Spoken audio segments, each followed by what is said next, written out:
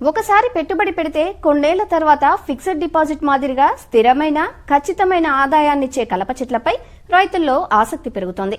స్థిరాస్తి వ్యాపారులు సైతం వీటిపై దృష్టి పెడుతుంటారు.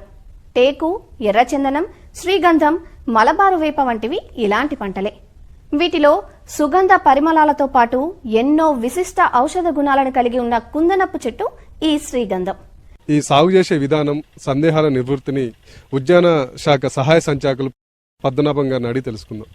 సార్, జనరల్గా శ్రీగంధం సాగు చేయడానికి ఏమైనా అనుమతులు కావాలా, లేకపోతే వీటిని కోతకి అనుమతులు కావాలా, ఎలాంటి అనుమతులు తీసుకోవాలి, ఎక్కడెక్కడ తీసుకోవాలి వీటికి సంబంధించి? శ్రీగంధం సాగు చేసుకోవడానికి ఎవరి అనుమతులు అవసరం లేదండి. మామూలుగా మనము పండ్ల తోటలు ఎట్లా వేసుకుంటామో శ్రీగంధం మొక్కలు తెచ్చి కూడా మనం అట్లా డైరెక్ట్గా నాటుకోవచ్చు. కానీ నాటుకున్న తర్వాత మనం రెగ్యులర్గా ఉన్న పానీలో కానీ పట్టదారు పాస్బుక్లో ఫలానా సర్వే నంబర్లో ఇన్ని మొక్కలు నాటినామని మనము రికార్డ్